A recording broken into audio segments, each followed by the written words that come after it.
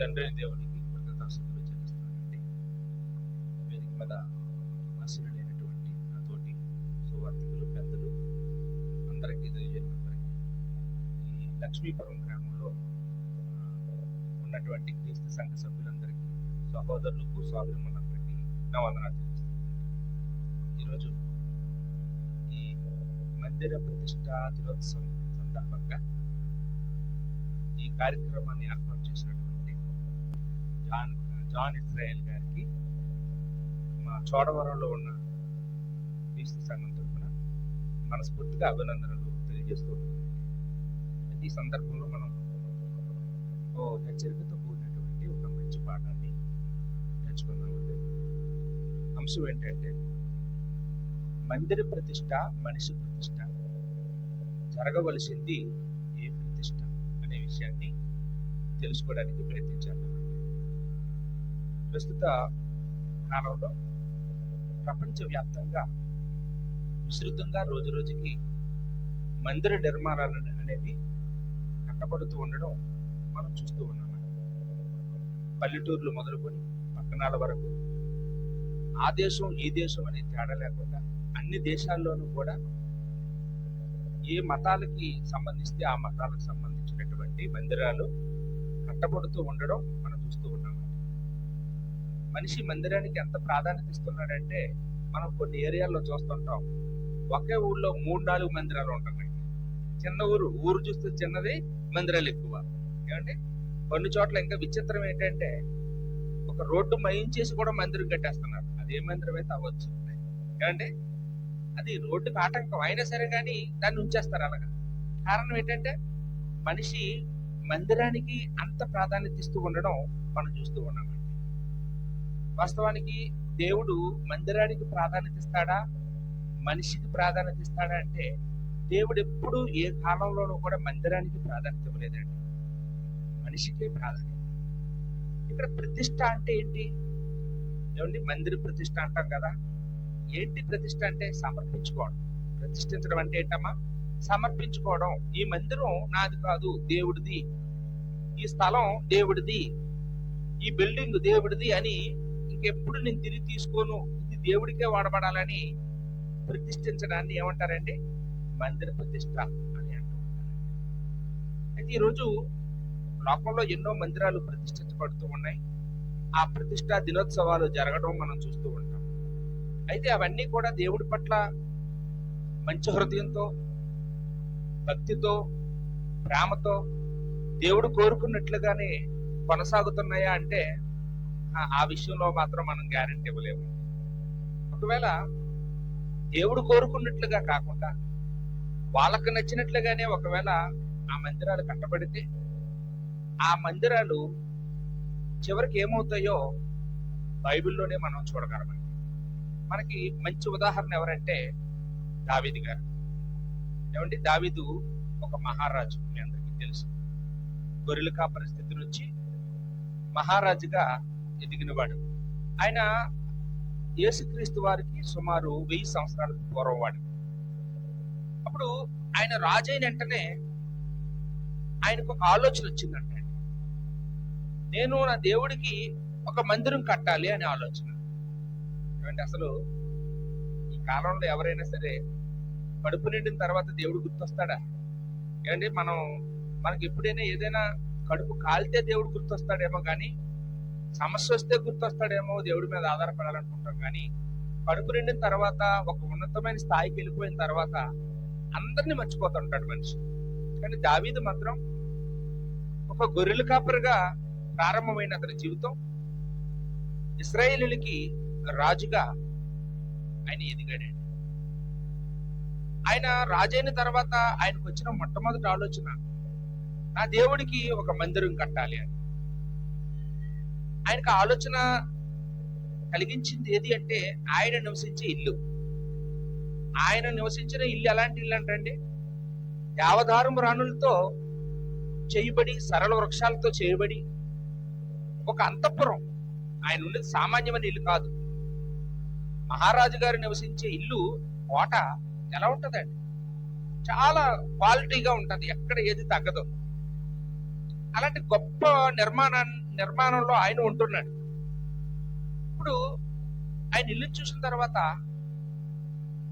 After all మనిషిని అయిన నాకే ఇంత మంచి ఇల్లు ఉన్నప్పుడు ఈ సర్వ సృష్టిని కలుగు చేసి ఈ సర్వ సృష్టిని కూడా కాపాడుతూ ఒక క్రమబద్ధీకరంగా నడిపిస్తూ ఇలాగా ఇంత మందిని పోషిస్తున్నటువంటి సృష్టికర్త అయినటువంటి దేవుడికి ఎంత మంచి ఇల్లు ఉండాలి. నేనేమో ఇంత మంచి ఇంట్లో ఉంటున్నాను, నా దేవుడి మందిరం ఒక గుడ్డలలో ఒక టెంట కింద ఎండకి ఎండి వానకి తడిసి దుమ్ము ధూళి పట్టేసి అలా ఉండడం ఏంటి అని అనుకున్నాడండి. వెంటనే నాతాను ప్రవక్తని పిలిపించి, నేను దేవుడికి మందిరం కట్టాలనుకుంటున్నాను, మీకు ఇష్టమైతే చెప్పండి అంటే నాతాను ఎంతో పొంగిపోతాడండి. ఇంతకు మునుపు 40 సంవత్సరాలు ఒక రాజుగారు పరిపాలన చేశారు, కానీ ఆయన జీవితంలో ఎన్నడూ దేవుడికి మందిరం కట్టాలని ఆలోచన రాలేదు. కానీ నువ్వు రాజైన మొట్టమొదటి రోజే దేవుడి గురించి ఆలోచించావు నాయన, నువ్వు ఎంత గొప్పవాడు అని పొంగిపోయాడు. వెంటనే దేవుడికి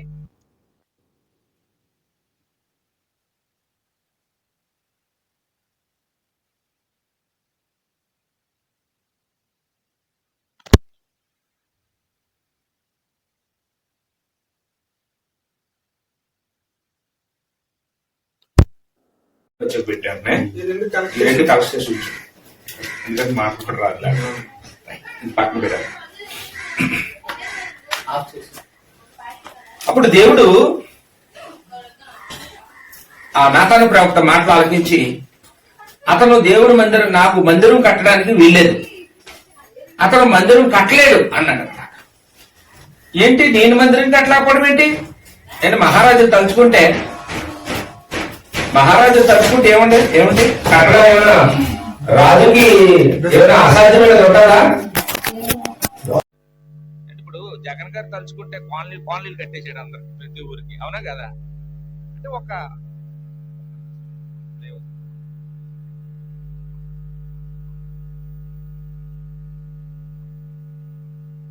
అది తలుచుకోవాలి, కానీ మాట ఎలాగ చిటికేశారంటే రోడ్లు వేసేస్తారు, చిటికేస్తే ఊర్లు కట్టించేస్తారు. అలాంటిది దేవుడికి ఒక్క మందిరం కట్టలేనా? నేను కట్టలేకపోవడం ఏంటి, కట్టేస్తాను అంటున్నాడు దావీదు.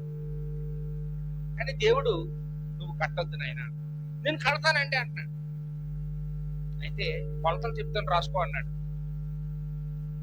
ఏంటి దేవుడు కొలతలు? ఏమంటే మనం ఎప్పుడైనా బట్టలు ఎవరైనా తీస్తే ఏదో బట్టలు తెచ్చేసి తీసేసుకుంటాం ఏంటి? కానీ ముందు మన కొలతలు చెప్తాం, ఏమంటే నా సైజు చెప్తాం. ఒకవేళ మన సైజు కాకపోతే ఆ బట్టలు మనకు వృధా అయిపోతాయి. దేవుడికి కూడా మందిరం కడితే దేవుడికి కొన్ని కొలతలు ఉన్నాయి. అప్పుడు ఆయన కొలతలు చెప్పాడు, రాసుకో బాబు జాగ్రత్తగా. ఆకాశం నా సింహాసనము, భూమి నా పాదపీఠం, ఇప్పుడు కట్టు మందిరం అన్నాడు. నేను కట్టగలవా? ఆయన హైట్ ఎంత అండి? ఆకాశం అంతా. ఆయన కూర్చుంటే ఆయన పాదం పెట్టే ప్లేస్ ఎంత అంట? భూలోకం అంతా. ఇంత మనిషికి మందిరం కట్టగలరా? ఈరోజు కూడా చాలా మందికి దేవుని యొక్క హైట్ గురించి అంచనా లేదండి. మనం చాలా సార్లు ఎక్కడో సంతలో అమ్మే ఫోటోలు కొనుక్కుంటుంటాం, దేవుని ఫోటోలు కొనుక్కొని దేవుడంటే ఇతనే అనుకుంటుంటాం. మనం చూసిన సైజులో దేవుడు కనబడేటప్పటికి దేవుడంటే అచ్చం అలాగే ఉంటాడు అనుకుంటుంటాం. ఇంకా నిజం చెప్పాలంటే మనకంటే చిన్న సైజులే మనం దేవుడు అనుకుంటుంటాం, చిన్న ఫోటోలు. ఏమండి ఫోటోలు దేవుందండి. ఇప్పుడు నా ఫోటో కూడా చిన్న స్టాంప్ సైజులో తీయగలం, ఏమండి పాస్ ఫోటో సైజు తీయగలం. ఇప్పుడు రాజకీయ నాయకులకి అక్కడక్కడ మనం కట్అవుట్లు కడుతుంటాం, అవి ఎంత ఉంటాయండి? అవి ఒక బిల్డింగ్ అంత ఉంటాయి, 3 ఫ్లోర్లు అంత ఉంటాయి. కానీ మనిషి అంత ఉంటాడా? ఆ పక్కకి వెళ్ళి నిలబడితే చాలా చిన్నగా ఉంటాయి. అంటే ఫోటోలు కరెక్ట్ కాదు, ఒరిజినాలిటీ కాదు. ఒరిజినాలిటీ వేరు. దేవుడు కూడా ఎంత గొప్పవాడో మనకి అర్థం కావట్లేదండి. అందుకే బైబిల్ దేవుని యొక్క గొప్పతనాన్ని మనకి తెలియజేస్తా ఉంది. దేవుడు అనేవాడు మనం ఊహలకు అందనవాడు. అందుకని ఆయన కొలతలు ఏమని చెప్పారండి? ఆకాశము ఆయన సింహాసనము, భూమి ఆయన పాదపీఠం. మొదటి దినవృత్తాంతాలు 17 అధ్యాయంలో మొదటి వచనం నుంచి మనం చదివితే ఆ సంగతులు ఉంటాయి. మీరు తర్వాత ఇంటికి వెళ్ళి చదవచ్చండి. అప్పుడు దావీదు సైలెంట్ అయిపోయాడండి. నేను కట్టలేనండి, నా వల్ల కాదు. నువ్వేం బాధపడకు దావీదు, నువ్వు కట్టలేవు, నీ కాలంలో కట్టొద్దు. ఎందుకంటే నువ్వు నా కోసం ఎన్నో యుద్ధాలు చేశావు. నేను చెప్పిన వారందరి మీదకి యుద్ధానికి వెళ్ళి నేను చెప్పిన వాళ్ళందరినీ హతం చేశావు. కాబట్టి నువ్వు బాగా అలసిపోయావు, నువ్వు రెస్ట్ తీసుకో. నీ కుమారుడిని నేను నిలబెట్టుకుంటాను. నీ కుమారుడు నువ్వు కోరుకున్న మందిరాన్ని నీ కుమారుడు ద్వారా నేను కట్టించుకుంటాను అని చెప్పాడు. మనమైతే ఏమంటామండి, నేనేదో ప్రయత్నం చేశాను, దేవుడు వద్దన్నాడు, ఇంకా హ్యాపీ, నా పని అయిపోయింది, నేను మాత్రం దేవుడి గురించి ఆలోచించక్కర్లేదు అనుకుంటామండి. కానీ దావీదు అలా రిలాక్స్ అయిపోలేదండి. దేవుడికి మందిరం కట్టాలనే అతని ఆలోచన, అతని ఆశ ఎలాగైనా తీర్చుకోవాలని బలవంతం పెట్టింది. మందిరం కట్టొద్దన్నాడు, కానీ మందిరం కట్టడానికి కావలసిన ధనాన్ని సమకూర్చొద్దన్నాడా? నా కొడుకు నేను సమకూరుస్తాను, అప్పుడు నా కొడుకు ఆ డబ్బులతో ఆ ముడి సరుకులతో మందిరం ఈజీ కడతాడు అనుకున్నాడండి. ఆ సమయంలో దావీదు సమకూర్చినటువంటి ఆ ధనం గురించి మొదటి దినవృత్తాంతాల గ్రంథంలో 22వ అధ్యాయం 14వ వచనంలో మనం చూసినప్పుడు ఇక్కడ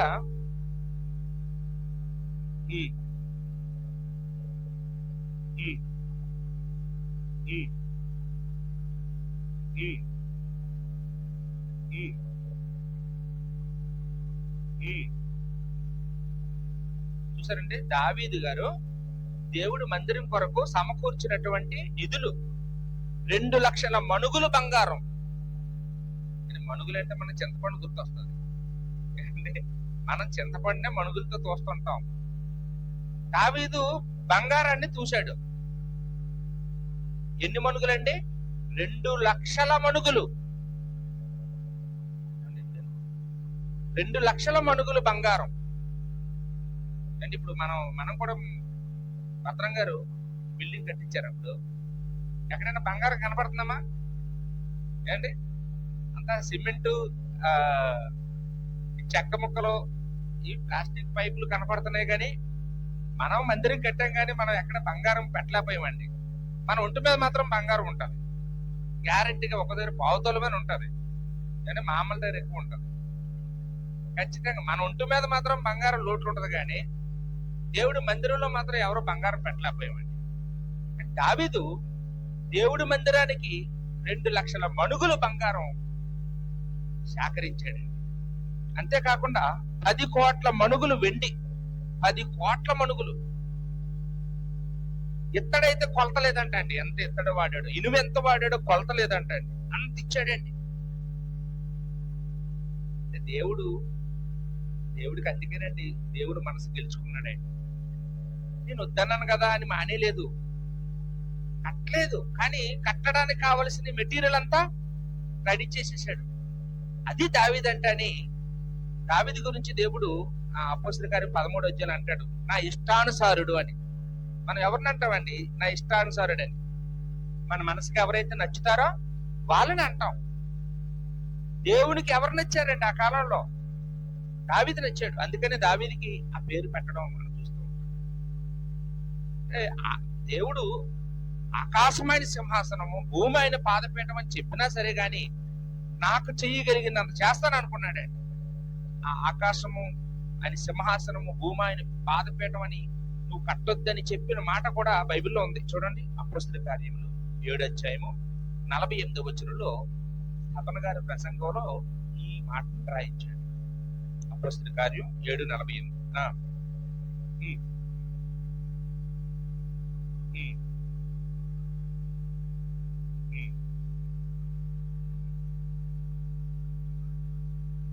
మీరు ఏం కడతారా, నాకు మీరు ఎక్కడ కట్టగలరు, నాకు ఎక్కడ మీరు విశ్రాంతి ఇవ్వగలరని దేవుడు వద్దని చెప్పిన విషయాన్ని స్తెఫను గారు మనకు జ్ఞాపకం చేశారు. సరే, దావీదు చనిపోయిన తర్వాత దావీదు కుమారుడైన సొలొమోను ఆయన దేవుని మందిరం కట్టడానికి ఆయన నిలబడ్డాడండి. 2వ దినవృత్తాంతాల గ్రంథం 6వ అధ్యాయము 20వ వచనంలో చూస్తే ఈయనకి తండ్రి గారు చెప్పారు, నాయనా మనం దేవుడికి మందిరం కట్టడానికి సరిపోమురా, ఎందుకంటే ఆయన ఆకాశమైన సింహాసనం అట, భూమి ఆయన పాదపీఠం అట. అంత గొప్ప దేవుడికి మనం ఎక్కడ మందిరం కట్టగలం? కట్టలేవునైనా. కాబట్టి నువ్వు దేవుడిని ఇంకోలా వేడుకో, అంటే నువ్వు వచ్చి అందులో నివసించొద్దు, కానీ కనీసం నీ కన్ను దృష్టి అయినా ఆ మందిరం మీద ఉంచు. నీ మందిరం వైపు ఎవరైనా తిరిగి ప్రార్థన చేస్తే వెంటనే వాళ్ళ మొర ఆలకించు అని వేడుకోనైనా అని తండ్రి చెప్పుకుంటాడు. అందుకనే కొడుకు ఏమో తండ్రి చెప్పిన మాటలే వాడుకుంటున్నాడు అండి. చూడండి అక్కడ 2 దినవృత్తాంతాలు 6:20.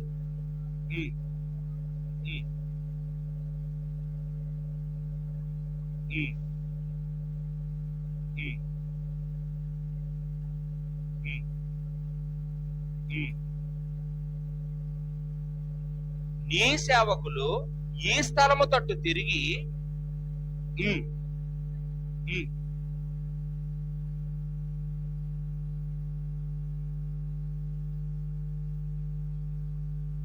ఏమని వేడుకున్నాడంటే, నేను మందిరం కడతాను, నువ్వు వచ్చి ఇందులో ఉండవు, నాకు తెలుసు, నాకు అర్థమైపోయింది, నేను మందిరం కట్టలేను, నువ్వు వచ్చి కూర్చోలేవు, కానీ నీ కను దృష్టి మందిరం మీద పడితే చాలు. ఎక్కడ నీ సేవకులు ప్రార్థన చేసినా ఇటువైపు తిరిగి ప్రార్థన చేస్తే వెంటనే నీ కన్ను దృష్టి ఈ మందిరంలో ఉండి ప్రార్థన చేసిన వాళ్ళ మొర నువ్వు ఆలకించు అని వేడుకున్నాడండి. అప్పుడు దేవుడు అనుమతించాడు, సరే మందిరం కట్టు అని. సొలొమోను గారు 20 సంవత్సరాలు పట్టిందంటే మందిరం కట్టడానికి. 20 సంవత్సరాలు, ఒక రోజు 2 రోజులు కాదండి. మధ్యలో ఏం బ్రేక్ రాలేదు, మన కరోనా వచ్చి బ్రేక్ వచ్చినట్టు కడుతానే ఉన్నారు. కానీ పూర్తి అవ్వడానికి 20 సంవత్సరాలు, అంటే 2 దశాబ్దాలు పట్టిందండి పూర్తి చేయడానికి. మొదటి రాజుల గ్రంథంలో 8వ అధ్యాయము 62వ వచనంలో ఆ మందిర ప్రతిష్ఠ ఎలా జరిగిందో రాయబడిందండి. ఇక్కడ ఆ మందిరం ప్రతిష్ఠించిన రోజు ఏం జరిగిందో చూడండి.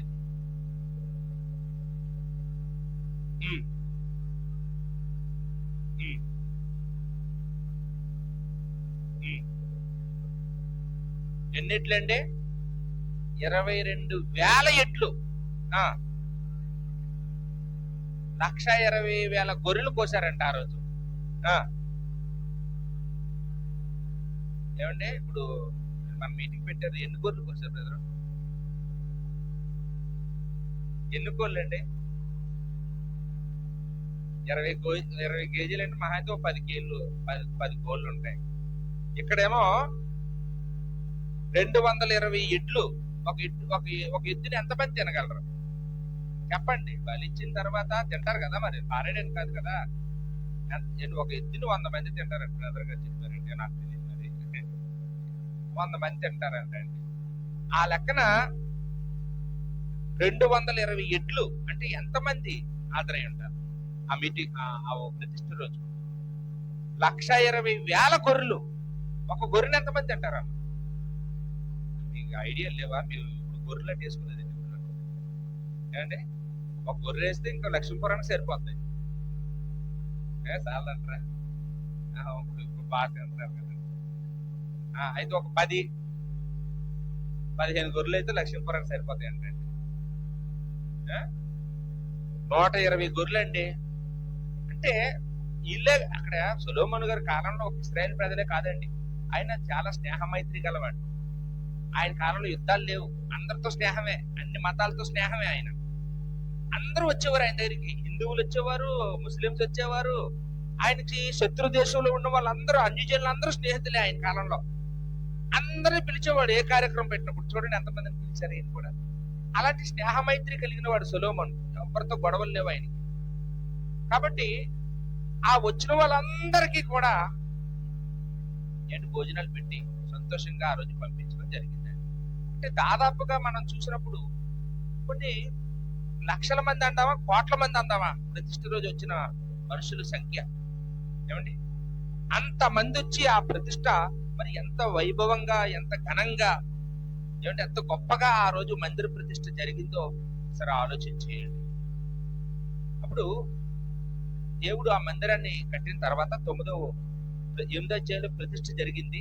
9వ అధ్యాయానికి వచ్చేటప్పటికి, మొదటి రాజులు 9వ అధ్యాయంలో 6వ వచనం దగ్గరికి వచ్చేటప్పటికి దేవుడు వాళ్ళకు ఒక కండిషన్ చెప్తున్నాడండి. మీరు గాని మీ కుమారులే గాని ఏమాత్రమైనను నన్ను వెంబడించడం మాని నేనిచ్చిన ఆజ్ఞలను కట్టడలను అనుసరింపక ఇతర దేవతలను కొలిచి పూజించిన ఎడల ఆ ఉమ్, ఆ ఆ వీళ్ళు అసలు ఈ దేశంలోనే ఉండనివ్వకుండా నిర్మూలన చేస్తానన్నాడు ఇశ్రాయేలీయులు. ఆ ఆ ఈ మందిరమును ఆ చూసారండి, ఏమిటంటే వార్నింగ్ ఏమి ఇచ్చారు? మీరు ఎంతగా గొప్పగా చేస్తున్నారు, కోట్ల మంది జనాన్ని తీసుకొచ్చారు, లక్షల ఎడ్లను కోట్ల గొర్రెలను కోశారు, చాలా అంగరంగ వైభవంగా చేస్తున్నారు. కానీ ఈ వార్త కూడా వినండి, మీరు గనక నా ఆజ్ఞలను నా కట్టడలను గైకొనకపోతే, కొంచెమైనా మీరు గాని మీ కుమారులు గాని మీ కుమార్తెలు గాని మీరితే చూసుకోండి, ఈ మందిరాన్ని నేనే కూల్చేస్తాను అన్నాడు. ఇదేంటి ప్రభువా, ఇంత కష్టపడి కట్టుకుంటే ఈ శుభకార్యం రోజు ఎలాంటి మాట్లాడుతున్నారని ఎవరు అనలేదండి. వాళ్ళందరికీ ఆ దేవుడు మనసు తెలుసు. దేవుడు ఇస్తాడు, కండిషన్ కూడా పెడతాడండి. ఏమండి, దేవుడు కండిషన్ పెడతాడు. ఆ కండిషన్లు మనం పెడచెవరు పెట్టకూడదు. ఆనందంగా ఉండేటప్పుడు కండిషన్లు ఏమి అనిపించవు మనకి. చూడండి, మనకు అప్పుడప్పుడు ఏదైనా బైక్ కొనేటప్పుడు, కారు కొనేటప్పుడు సంతకాలు టక్ టక్ టక్ పెట్టేస్తుంటామండి. కానీ ఆ బుక్ మీద 3 కండిషన్లు ఉంటాయి. ఏమంటే మీరు కానీ ఫైనాన్స్ కట్టకపోతే మీ బండి ఇంటికి వచ్చి పట్టుకుపోతామని, తలుపులు ఎడగొట్టి కూడా పట్టుకుపోతామని ఉంటుంది అందులో. ఏంటి, మనం ఏం చదవండి, ఆ రోజు ఆనందం అలా ఉంటుంది. మరి మనం ఏ రోజైనా డబ్బులు కానీ కట్టకపోతే అప్పుడు అవన్నీ తీస్తారు బయటికి. దేవుడు కూడా అంతే. వీళ్ళు మహా ఆనందంలో ఉన్నా కానీ షరత పెట్టి ఆ మందిరాన్ని ప్రతిష్ఠ చేయించాడు. షరత పెట్టాడండి. ఏమండి, దేవుడు చెప్పిన షరతను మీరారా మీరలేదా? వాళ్ళు మీరిపోయారండి. అందువల్ల బబులోను చక్రవర్తి నెబుకద్నెజరును 3 సార్లు ఆ మందిరం మీద పంపించి 3 సార్లు ఆ మందిరాన్ని చెదగొట్టించి, ఏమండి, మొత్తం అందులో ఉన్న బంగారం అంతా డొలిసేసి మందిరానికి అగ్గి పెట్టేసి వెళ్ళిపోయాడు ఆయన.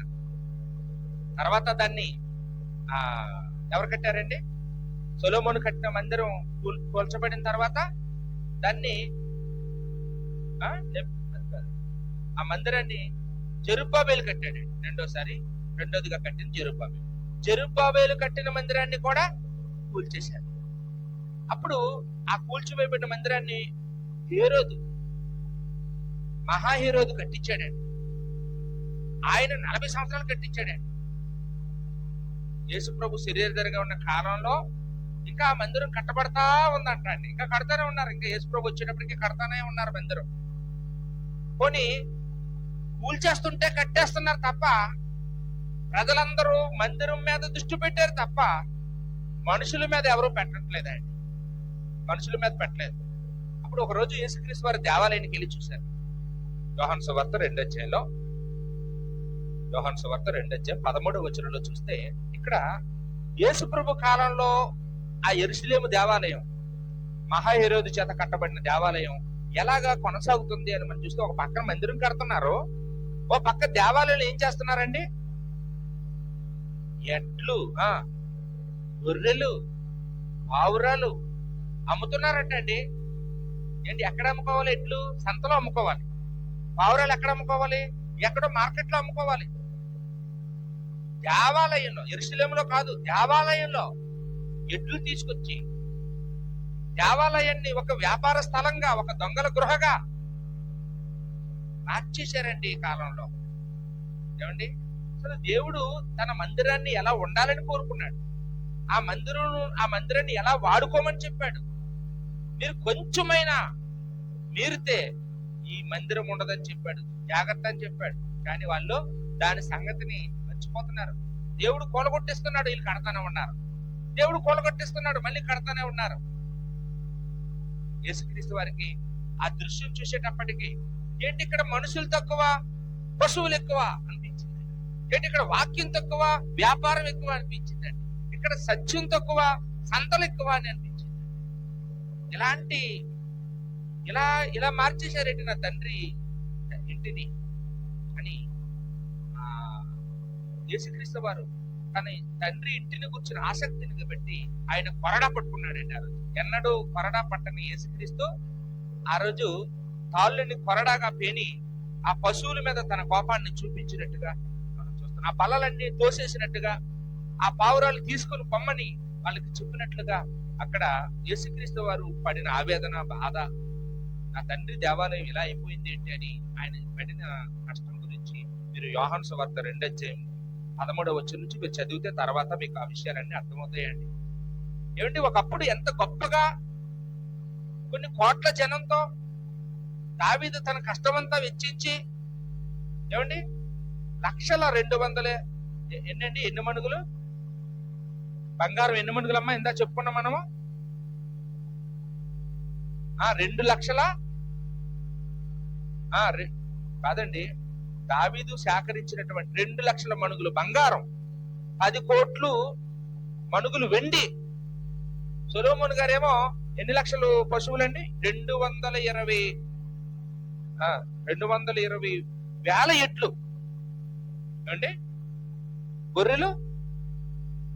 గొర్రెలేనండి 120 వేల గొర్రెలు. అంత వైభవంగా, అంత ఖర్చుతో, అంత భక్తిగా ఆ మందిరం ప్రారంభించబడితే చివరికి ఆ మందిరం ఏమైపోయిందండి? ఒక వ్యాపార పిల్లుగా, విచ్చలవిడిగా, దేవుడంటే భయం లేకుండా, ఏమండి, ఎవరికి నచ్చినట్టుగా వాళ్ళు ఆ మందిరంలో నడుచుకుంటూ ఉన్నారు. ఎవరికి పట్టింపు లేదండి. ఏంటి ఇలా చేస్తున్నారని ఎవరిని ప్రశ్నిస్తున్నారా? ఎవరు ప్రశ్నించడం లేదు.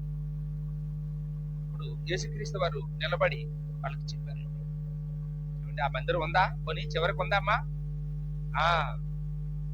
ఆ మందిరం కూడా ఇప్పుడు లేదు. ఇప్పుడు ఒక గోడ మిగిలింది అక్కడ.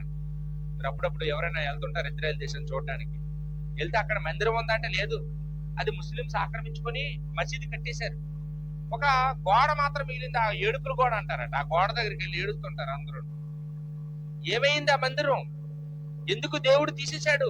కాపాడలేక కాదు, దేవుడు షరతు పెట్టాడు. ఆ షరతు మీరారు. దేవుడు ఏం చేశాడు? కాపుదల తీసేశాడు. ఇప్పటికీ పాశ్చాత్య దేశాల్లో, అమెరికాలో, ఇంగ్లాండ్ లో, ఎక్కడెక్కడో మనం అప్పుడప్పుడు చూస్తుంటాం నెట్లో. అక్కడ మన ఇల్లులు అమ్మబడునని మనం ఎలాగైతే పెడతామో హౌస్ ఫర్ సేల్ అని, అక్కడ చర్చ్ ఫర్ సేల్ అని పెడుతుంటారంట బోర్డు. ఈ చర్చ్ అమ్మబడును. ఏమండి, ఎంత బాధాకరం. ఆ చర్చ్ అమ్మేసుకుంటే అక్కడ ఒక సినిమా హాల్ కడతారంట. తర్వాత ఆ చర్చిని ఒక ఏదో ఒక సూపర్ మార్కెట్ లాగా, కొన్ని చోట్ల అయితే ఎవరో వేరే మతస్థులు కొనుక్కొని వాళ్ళ దేవాలయం కట్టుకుంటారట అక్కడ. అవమానంగా ఉంటుంది చూసేటప్పటికి. అరే, ఒకప్పుడు ఇది ఎన్ని వందల మందితో గొప్పగా చర్చ్ ప్రారంభించారు, చివరికి ఇక్కడ పశువులు అమ్ముతున్నారు, చివరికి ఇక్కడ మార్కెట్ అయిపోయింది, ఇది సూపర్ మార్కెట్ అయిపోయింది. లేకపోతే ఇది ఒక దేవాలయమే, ఇంకొకరు కొనుక్కొని దేవాలయం కట్టుకున్నారంటే అది దేవుడి నామానికి ఎంత అవమానం. ఏమండి, అక్కడున్న లేదా యేసుక్రీస్తుకి ఎంత అవమానం, అక్కడున్న సంఘానికి ఎంత అవమానం. సరే ఆలోచించేయండి.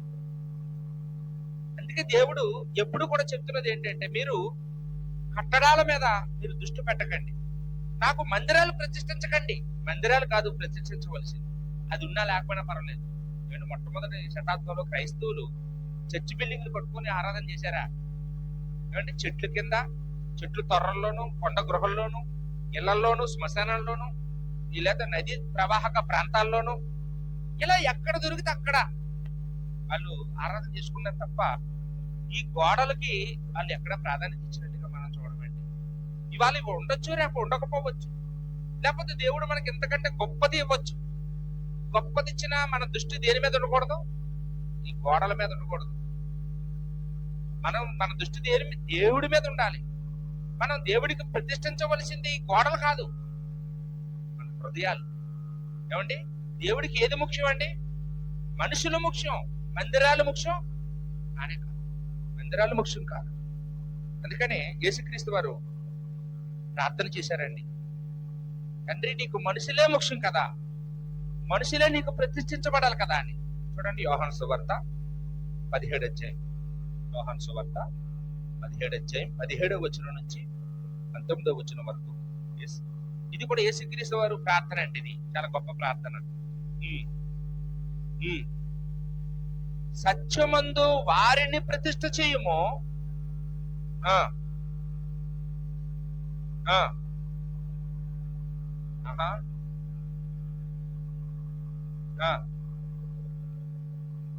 అబ్బా, ఆ, ఉమ్, ఉమ్,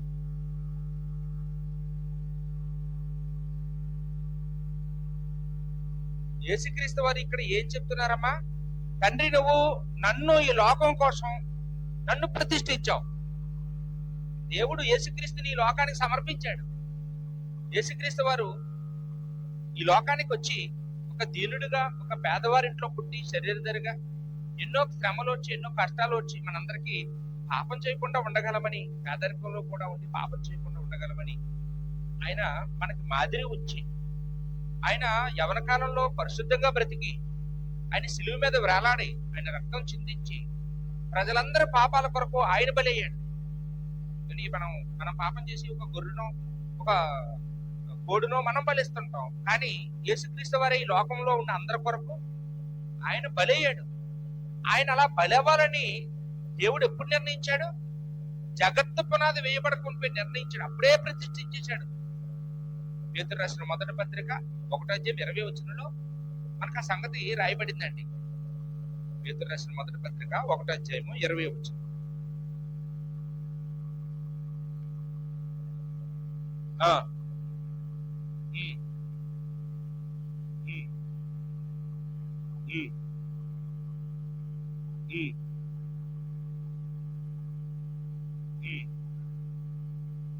చాలండి. కాబట్టి ఇక్కడ ఏం చెప్తున్నారండి? యేసుక్రీస్తు వారు జగత్తు పునాది వేయబడక మునిపే మన కొరకు నిర్ణయించబడ్డాడు, అంటే ప్రతిష్ఠించబడ్డాడు, సమర్పించబడ్డాడు. యేసుక్రీస్తు వారు మన కొరకు సమర్పించబడినట్టు మనం కూడా ఈ లోకం కొరకు ప్రతిష్ఠించబడాలని యేసు ప్రభు ప్రార్థన చేస్తున్నారు. తండ్రి, నువ్వు చెప్పినట్టుగా నేను ప్రతిష్ఠించబడి పనిచేశాను, వీళ్ళందరినీ రక్షించాను.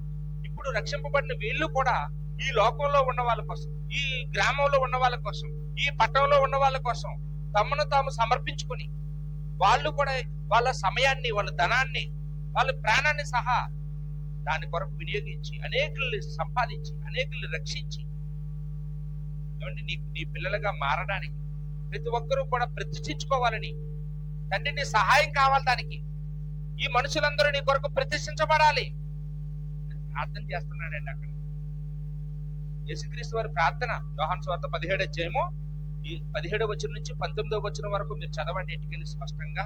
అది యేసు ప్రభు వారు మనల్ని ప్రతిష్ఠించుకోమని చెప్తున్నారు. ఆయన ప్రతిష్ఠించబడ్డాడని చెప్తున్నాడు. ప్రతిష్ఠించవలసింది మనుషుల్లా, మందిరాలనా? ఏమండి, ఈ సంవత్సరం ఎంతమంది ప్రతిష్ఠించుకున్నారు? బాప్తిసం పొందుకోవడం కాదు ప్రతిష్ఠించుకోవడం అంటే. నేను దేవుడి కొరకు పనిచేస్తాను, జాన్ ఇజ్రాయేల్ గారి కోసం కాదు, దేవుడి కోసం. నేను దేవుడి కోసం వస్తాను, వాక్యం కోసం వస్తాను. అందుకే యేసుప్రభు అక్కడ అన్నారు, వాక్యముతో ప్రతిష్ఠించు. వాక్యంతో ప్రతిష్ఠించు అన్నాడా? ఈ వాక్యమే సత్యం. వాక్యంతో ప్రతిష్ఠించు. ఎవరో పొగుడుతున్నారని రావడం కాదు, ఎవరో పలకరించలేదని మానేయడం కాదు. నువ్వు ఎవరి కోసం ప్రతిష్ఠించాలి? దేవుడి కొరకు, వాక్యం కొరకు. నేను వాక్యం కోసం వెళ్తున్నాను కానీ ఎవరో ఏదో ఇస్తారని కాదు. ఏమండి, ఇంతకంటే గొప్ప వస్తువు ఎవరో ఇవ్వచ్చు, గొప్ప బహుమానం ఎవరో ఇస్తారు పిలిచి, అక్కడికి వెళ్ళిపోతామా? మనం ఎక్కడికి వెళ్తున్నాం? ఎవరి కోసం వెళ్తున్నాం? ఎవరి మీద అలుగుతున్నాం? ఎవరిని చూసి అసూయపడుతున్నాం? ఎవరి వల్ల కలహాలు, ఎవరి వల్ల ద్వేషాలు? ఏమండి, ఒకసారి ఆలోచించేయండి. ఎందుకు ఇలా ఉన్నాము అంటే మనల్ని మనం ప్రతిష్ఠించుకోలేకపోతున్నాం. మందిరాల్ని ఇచ్చేస్తున్నాం దేవుడికి, మన హృదయాలు దేవుడికి ఇవ్వలేకపోతున్నాం. ఏమండి, మన పిల్లల్ని దేవుడికి సమర్పించలేకపోతున్నాం. నా కొడుకుని దేవుని సేవకు నేను పంపిస్తాను, బైబిల్ ట్రైనింగ్ పంపిస్తాను, నా కూతుర్ని పంపిస్తాను, లేదా సంఘంలో సువార్తికుడు వెనకతల మా పిల్లల్ని పంపిస్తాం. అతను ఒక్కడే ఏం చేయగలడు? అతను తోడు ఉండాలి అని. ఏమంటే మనందరం ఏం చేయాలండి? మనల్ని మనమే ప్రతిష్ఠించుకోవాలి. అందువల్ల మన పాఠానికి ఏం పేరు పెట్టామండి? ప్రతిష్ఠించవలసింది మందిరాలు కాదు, మనుషుల్ని ప్రతిష్ఠించాలి. ఒక ప్రవక్త గారు, ఆయన ఇర్మియా గారు, ఒకసారి చూడండి, ఇర్మియా గారిలో 1:4 ఆయన తన గురించి తాను మాట్లాడుతూ దేవుడు తన గురించి చెప్తున్న మాట చూడండి. ఇర్మియా గ్రంథం 1:4.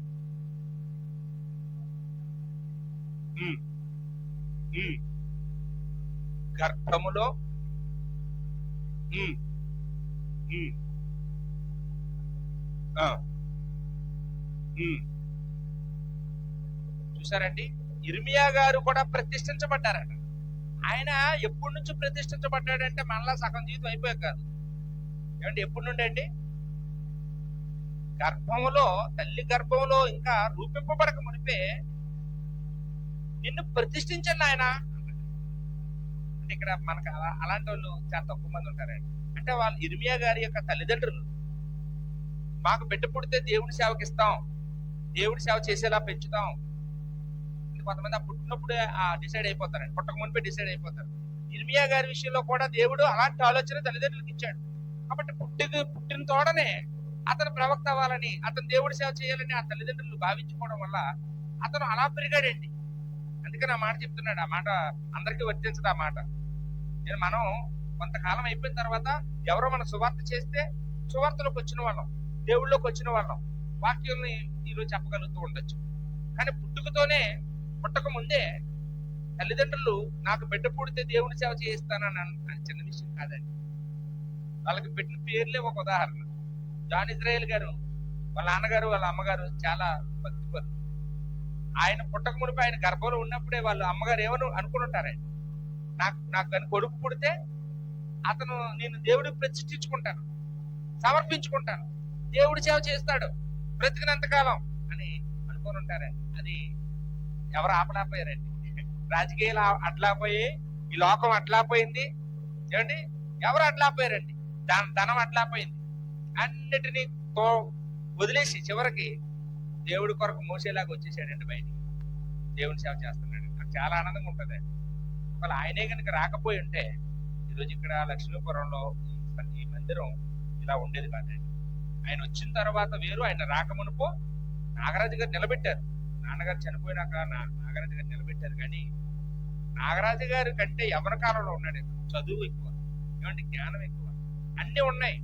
ఇన్ని చిన్నప్పటి నుంచి వాక్యం తెలిసినప్పటికీ ఇంకా నేను నేర్చుకోవాలనే గుణం ఉంది ఆయన. అందువల్ల ఆయన బైబిల్ ట్రైనింగ్కి వెళ్ళాడండి. ఈ సమస్యల్లో పెట్టుకొని బైబిల్ ట్రైనింగ్కి వెళ్ళాడంటే అది చిన్న విషయం కాదండి. సత్యం నేర్చుకోవాలి, ఇంకా నేను తెలుసుకోవాలి, ఇంక ఇతరులకు చెప్పాలి అని అతనిలో ఒక నేర్చుకునే గుణం కూడా ఉందండి.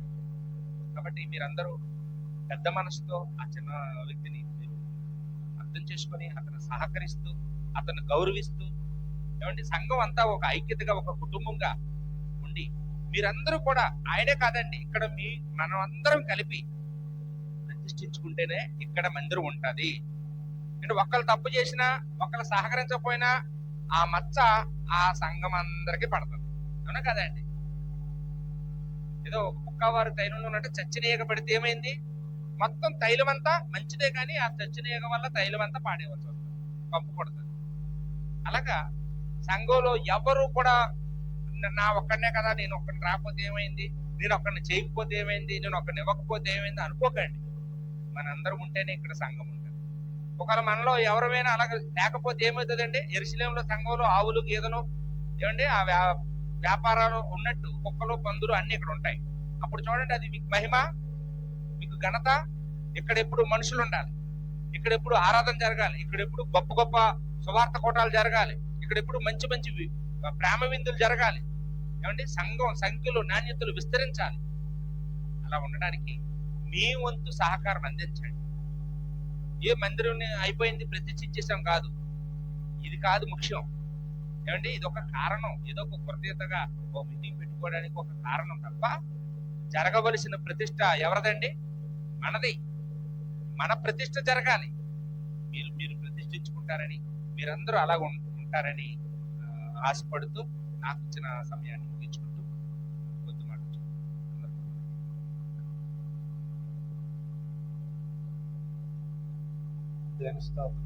మంచి